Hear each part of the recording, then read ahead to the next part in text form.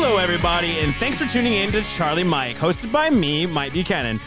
All right, everybody, get ready. So this whole entire month of May, we are going to be talking about mental health topics. So first on our plate is the military sexual trauma coordinator for the VA North Texas, and that would be Dr. Laura Morris. Hi, Dr. Morris. Hi. Hey, what's up? I'm excited to be here. Yeah, everyone says that until they are on here, and then they're like, oh, well, maybe not anymore. I kid. No, it should be fun. It should be fun. MST is not a great topic to talk about by any means, but we're going to try to make it as light and fluffy as possible. Okay, well, I think it's important to be able to bring light to MST, so I appreciate you letting me be here. Agreed. Absolutely. Yeah, so I usually do a bi-weekly episode, or let's say bi-monthly episodes. But this month, in the month of May, we're going to be doing an episode every single week just to kind of keep the awareness kind of in the minds of every veteran and other people that watch the show out there on how important mental health is and all of the different kind of facets of mental health and all the different things that are going on concurrently in, I guess, currently or co-current. Yeah, I used the right word. Okay. I'm not dumb. I promise. I used the right word. But the things that are going on in mental health, right? Like you have addictions, you have peer support specialists, you have local recovery coordinators, you have MST, you have trauma, you have PTSD. I mean, like there's all sorts of different things that are going on in mental health. So yeah. So why don't you start by doing this? Why don't you just tell us a little bit about yourself? Okay, well, I am one of the staff psychologists. I actually just transferred from the Bonham outpatient mental health team, and now I'm on the trauma team. A little bit about my backstory. So I've been a staff psychologist for about 2 years now with the VA, and I started way back in 2014 as a prac student. So I've just stayed with the VA throughout my training. And when I finished my doctoral degree at Texas Women's, I went to do my postdoc at the Stephen A. Cohen Military Family Clinic for 2 years. Yeah. Whoa! You went to Cohen? So you started I did, okay. Yeah, so I was there for 2 years. Why'd you come here? I'm kidding. I kid. Stephen A. Cohen is great. I had to throw the joke in there. Yes. No, it's great because I think they're very much in line with one another when it comes to evidence-based therapies. So I feel like it was an easy transition from the Cohen Clinic back to the VA. Yeah. So, I mean, I guess that's the question I usually ask because you're not a veteran yourself, right? I am not. Oh, you are not. Okay. So that's the question I always ask people who aren't veterans here, right? Obviously that people think that if we're a veteran and we work at the VA, it's because we want to help our brothers and sisters in arms, right? But the people who really, I think, really put it out there are the people who aren't veterans. Because honestly, let's just be honest. I told you this off camera, right? But let's just be honest. All of you that work here could be making far more money somewhere else, okay? And I think that no one should be a stranger to that, right? Veterans should understand that you guys could be making way more money. I mean, like you have a doctorate degree, right? You could be making a ton more money. But all of you choose to come in here every single day, and I think that that's admirable. I think it's very admirable. So why do you choose to come in here every day? I guess is my real question. I mean, I think that's an important point to like reference and to think about as a staff member. When I think about like where I got my early start. So my mom actually immigrated to the United States when she was 17. And the reason that she was able to come here was because her brother-in-law was a service member. So he was in the Air Force and her sister was married to them. And so she was able to come at a pretty early age. And so she was able to study, and we established our family in San Antonio. And from there, I feel like it's been important for me to remember and like appreciate like the reason that my family was able to come here was because of them. And so that's part of the reason that I got my start within the VA and wanting to work as a prac student is my way of being able to give back. All right, well, that's the show. That was the best story that we're going to get out of her possibly. So we're done. No, I didn't expect. That was a good story. I mean, it was touching actually. But yeah, I mean, it's not unlike some of the stories that I've heard before, but it's wow. I mean, yeah, that's a really good reason to work with veterans. Yeah, I mean, I think, and I appreciate you asking the question because I think sometimes like I'm not thinking about that all the time. Yeah. Yeah, and I don't think anybody else is either, right? I know, like, as a veteran myself, I get all my care here, right? So sometimes I come in and I'm not in the best state of mind. Like, I'm just not. Or I'm ready for a fight because, like, it's already taken 4 months to do something or whatever. But, like, I also have to remember that working here, I have a little bit behind the scenes information on stuff. And I think that it helps keep me, I don't know, a little bit more centered, a little bit more grounded, right? In kind of reality rather than like I should fight everyone because the VA sucks. I know that the VA doesn't suck. I know that we do a lot of things that are really, really good. And then we paved the way for a lot of technology and practices that people we've revolutionized the way that we've done certain things. Like I always remind, like there's this one guy, I tell this story all the time, but I'll tell you. So there's this one guy who was complaining about the VA out in public when we were doing outreach. And I said, okay, so what's your gripe with the VA? Well, the VA hasn't done anything for me. They don't do anything for any veteran for anywhere at any time. And I said, cool. I said, did I just ever hear that you have a pacemaker? And he's like, yeah, so? And I said, yeah, you can thank the VA for that.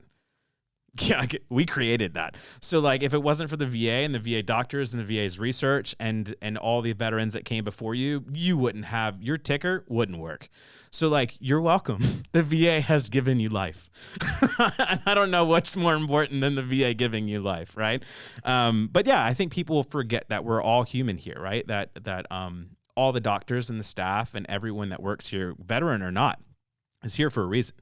Right, is ultimately here for a reason, ultimately wakes up in the morning with a passion or a purpose to be here to help veterans.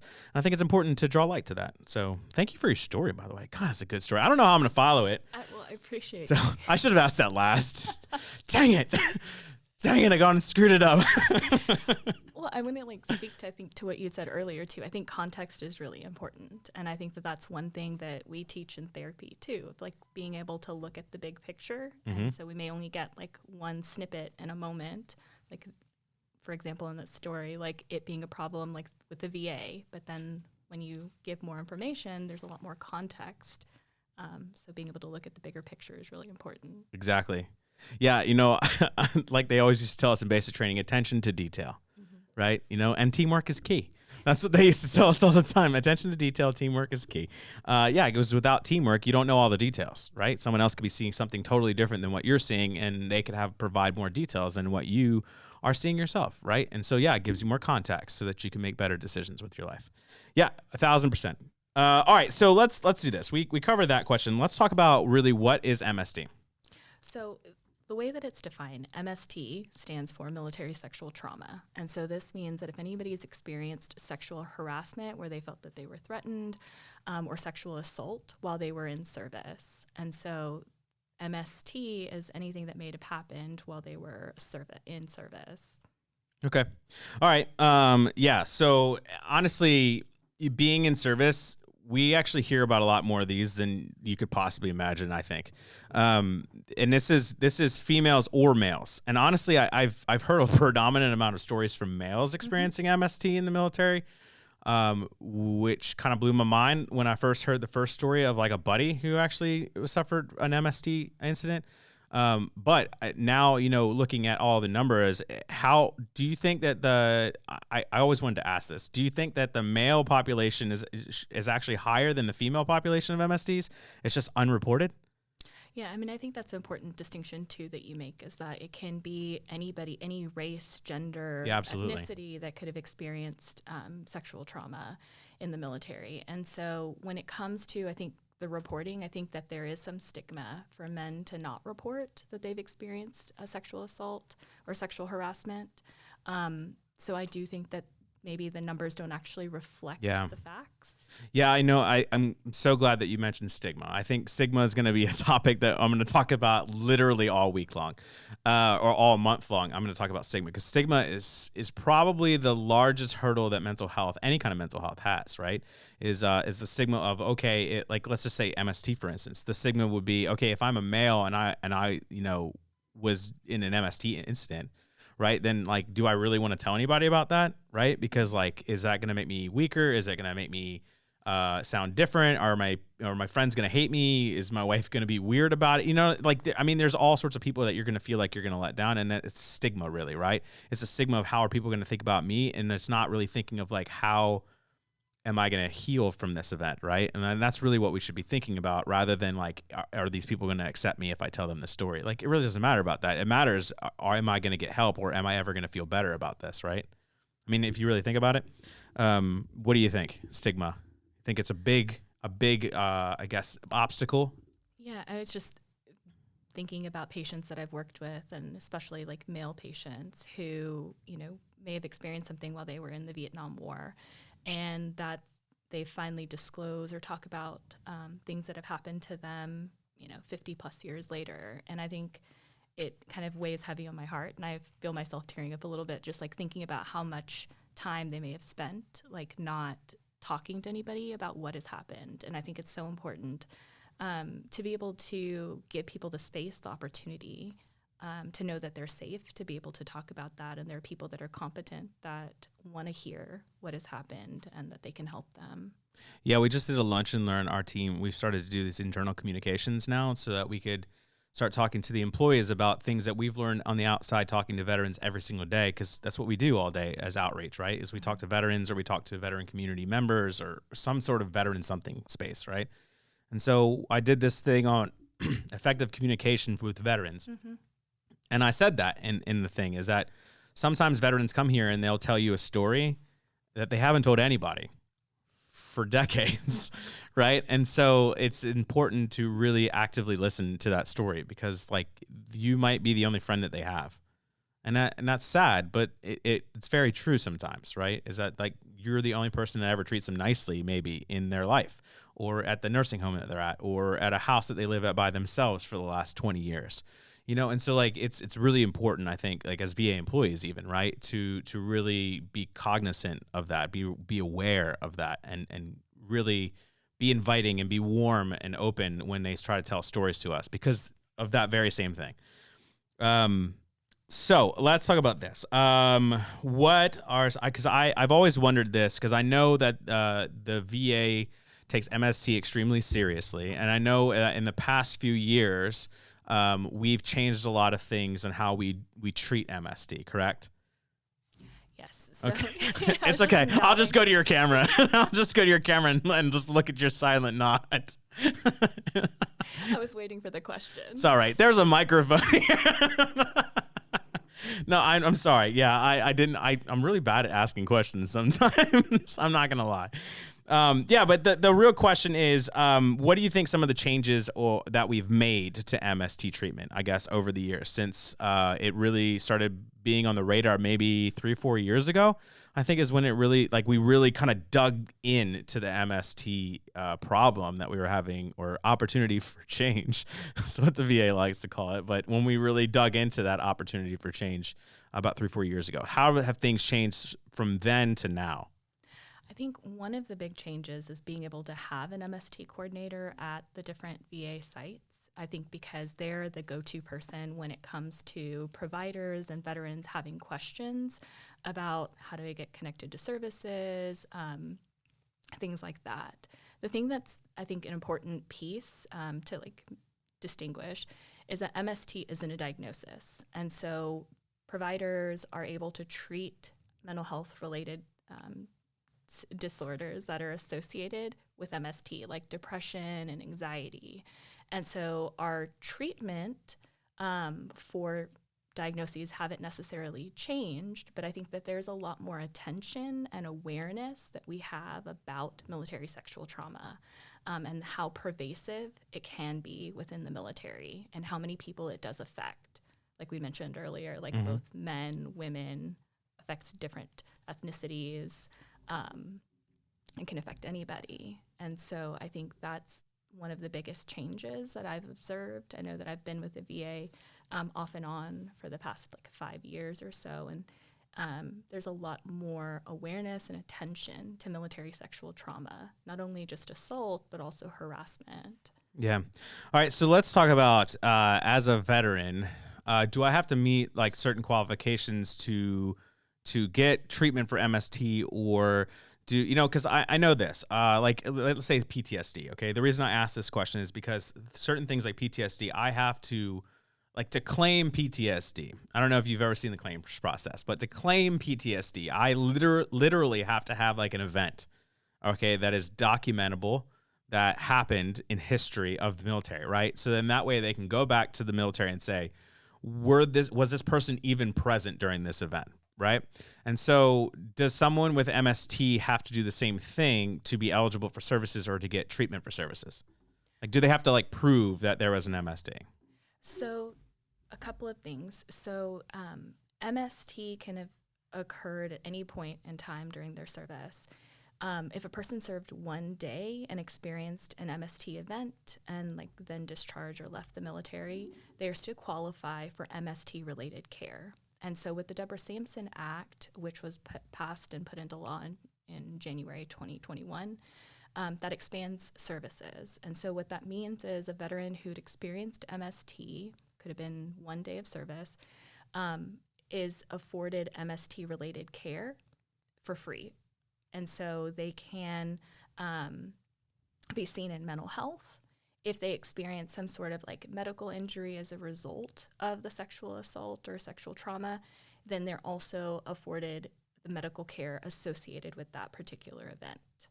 Yeah, that's huge. That's huge. There's a really good friend of mine in the local area who was sexually assaulted in the military, a female, and her face was beat in so badly that like it broke her orbital bone, like it broke her face. Like she had to have major facial reconstruction because it was beat up so bad. And so she has massive pains in her face all the time, right? Because it's all been reconstructed. It's not a painless process to reconstruct a face or a skull, right? And so I told her that one time. She was like, well, the VA, I'm only service connected for X, Y, and Z. And I said, no.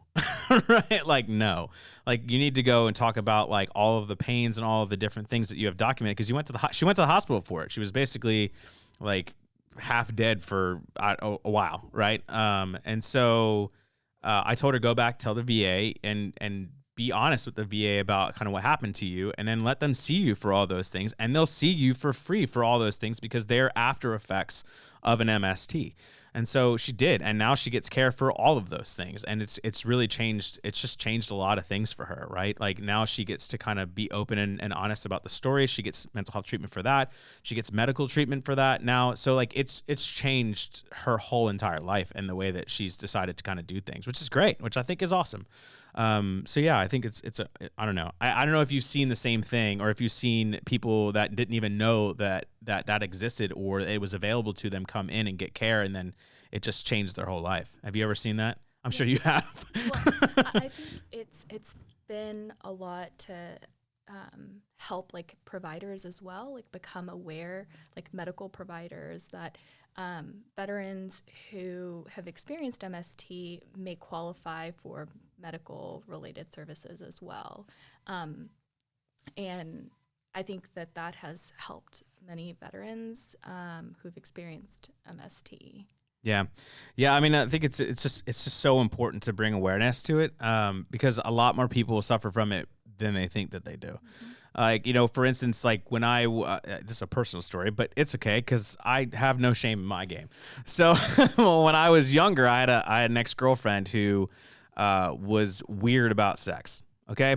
And so I didn't realize until much later on, right, that it was actually sexual trauma, right? I mean, like that literally I experienced sexual trauma. And so just kind of like dissecting the whole event down, I was like, wait, no way, right? But like there's tons of people out there who have probably been pressured into a situation or have felt pressured at some point that could have a long-lasting effect on how they view the world or how they do things or how they interact with people on an intimate level, or even not an intimate level, just a personal level. And so I think that's why it's so important to raise awareness of MST, because it's just such an important topic. You have no idea that you could be affected by MST, or that you even experienced an MST, unless you really know what is MST, right? And you really sit there and kind of sit in it and go, oh crap, right? like maybe that was me. Oh man, right? And then go and try to seek some help for that. Yeah, and I think that's one other thing that that is important to highlight as well. Is like within the VA, we do have providers like in gynecology who are trained and aware that sexual health can be affected by sexual trauma. And so those are more resources available to veterans. Like if they're recognizing that they have, experienced MST and it's affecting their sexual health, like low libido, especially women veterans, but also like for male veterans as well, there are programs like to address sexual health. Yeah, and I think that it's a topic that we don't talk enough about, honestly.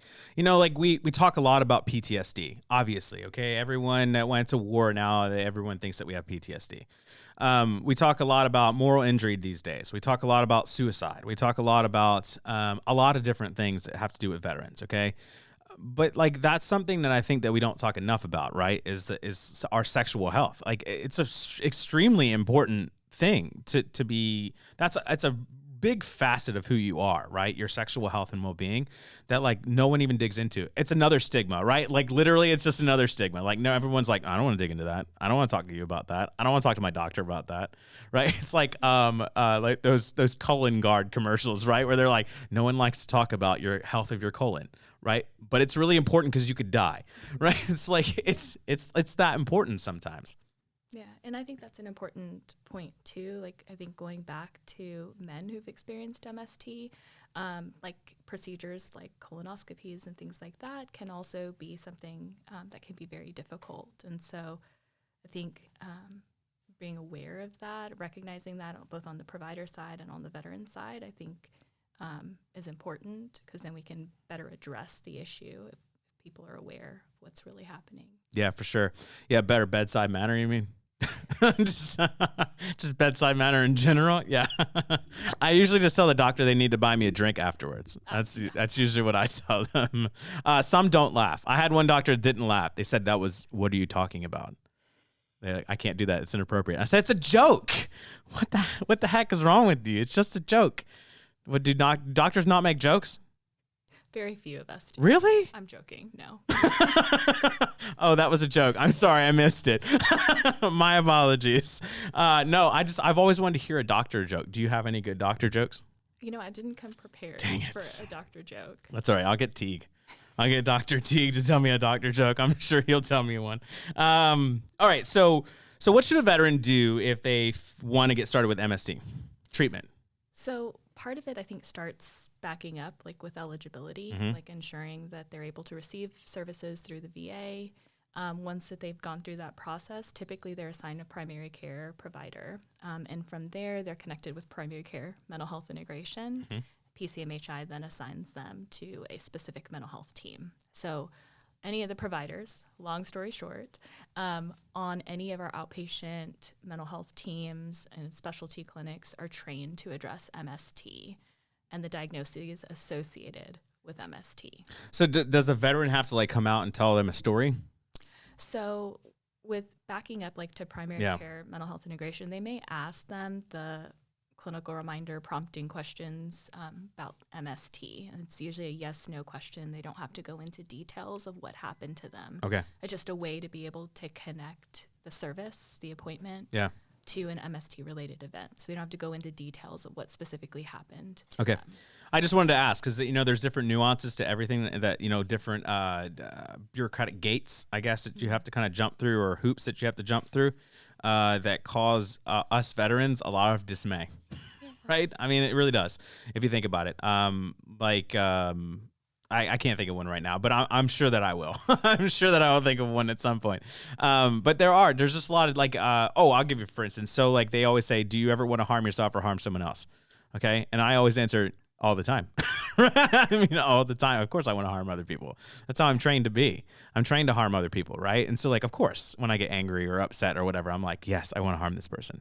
But like, I don't have an active plan to do it. So like it separates things. Right. But like those nuances is veterans don't understand that. Right. Is that it's okay to have those types of feelings, to have those types of thoughts, but only to a certain extent, right? Right? But they don't understand the extent, so then they're never honest about it. They're never honest about how they feel, okay? And so it's important to talk about the nuances and kind of like the hurdle criteria, so that way veterans are aware that, they don't have to tell this entire story or go into massive detail, but they do have to be honest if they've ever experienced MST. Does that kind of make sense? That's why I asked that question. Yeah, no, I think that's helpful too, because, sometimes people may be caught off guard if someone is asking them a question if, have they experienced any sort of sexual assault or sexual trauma? And that's usually the rationale, is like not to want to be prying, but to be able to connect those two pieces together to make sure that they're not being billed for MST related services. Yeah, it's extremely important. Yeah, and it's a touchy subject, right? I mean, but it's your doctor. Your doctor has to ask you touchy subjects. That's the one person that you should be honest with out of anybody is your doctor. But again, us veterans, we're hard-headed. We're extremely hard-headed. So yeah, we're not the greatest at being honest about ourselves. Honestly, we're not even the greatest at knowing everything that's wrong with ourselves. I mean, I can't tell you how many veterans I talk to who are like, yeah, nothing's wrong with me. I'm like, bro. Bro, you want to rephrase that? You want to rephrase that statement?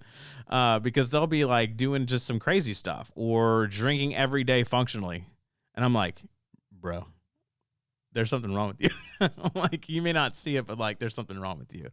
And I think that it's the same way with MST or any kind of mental health, right? Is that if you're starting to notice, this is what I tell my kids all the time, and I tell everybody this, but I tell my kids there's a difference between an issue and a problem, right? And I said an issue is something that is self-contained, right? Like, it affects you. So you're losing sleep over it, but no one else is losing sleep in the house over it. Does that make sense? Mm-hmm. And then a problem is when you've now, right, made it everyone's issue. And so now everyone's losing sleep on it. Now it's a problem because it's bled beyond you. And so I always tell veterans, like, is it an issue or a problem? And then they're like, well, problem. And I go, okay, let's go get help. Right? So like, great, you've identified it as a problem. Let's go get help. And so I think honestly, any kind of mental health is the same way, right? If you can identify that something is bleeding over into the things that you're doing or the decisions that you're making, maybe it's time to come in and talk. Mm-hmm. Right? Yeah, and I think that's a cultural piece too. Like, vulnerability can be hard for service members, and talking about things that are deeply personal is an element of vulnerability to that. And I think that can make it hard to want to talk about topics like sexual trauma or sexual assault. Yeah. Yeah, I mean, you're absolutely right. But then we all have to remember basic training. Because, I mean, listen, if you had modesty before basic training, you definitely did not after basic training. When they're like, stand in a line, get soap. Soap in this hand, soap in this hand, right? And you're just in this line of people, and you're just like, I hate this. I hate my life right now. But here I am in the U.S. military. Yeah, it's not great. All right, so let's kind of start to wrap it up. And let me ask you this question. I asked this question to a lot of people. If you are prepared for this question because I asked you this question beforehand, so this answer should be good. No pressure. All right, so if you could tell veterans everywhere, okay? Anywhere and everywhere, one thing, what would you tell them?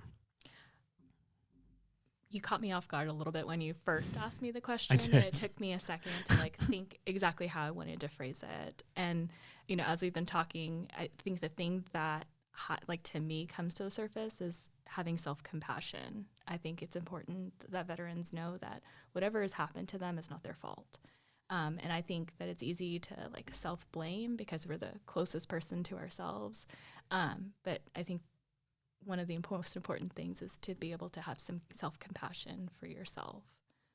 Okay. Self-compassion. That's it. Those are the words of Dr. Morris. Self-compassion. All right. Well, that's it. That's all we got. Okay. Any lasting words? No, Anything else? Nearly as bad as I thought it was going to be. Yeah, I know. She was really, really excited about this. Not at all. I'm kidding. No, she's pretty excited. I think you were pretty excited. No, I have been. Yeah. It's a weird experience to be on a podcast, right? Yes. Yeah, because there's just a lot going on. Yeah. I mean, like, you didn't wear the right earrings for headphones. I mean, like, there was just a lot you weren't prepared for. I understand. I threw you off. No, now I'm prepared for Conan Needs a Friend. That's what Is that your dream? It is my dream. To be on Conan Needs a Friend? Let me figure out how to get myself on there, but yeah. Yeah. Yeah, I'm sorry I'm not Conan. I'm sorry. Close enough. Oh, Close thanks. enough. Thanks. I appreciate that. All right, guys, that's it. That's all we have for you. So listen, thank you so much for everyone that watches.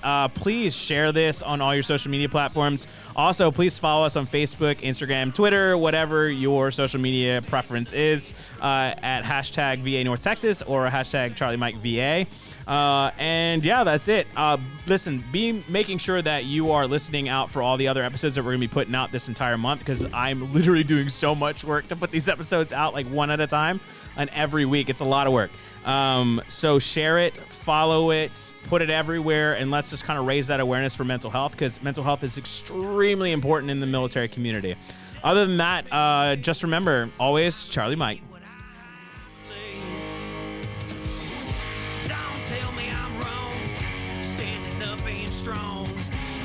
At least I got something left.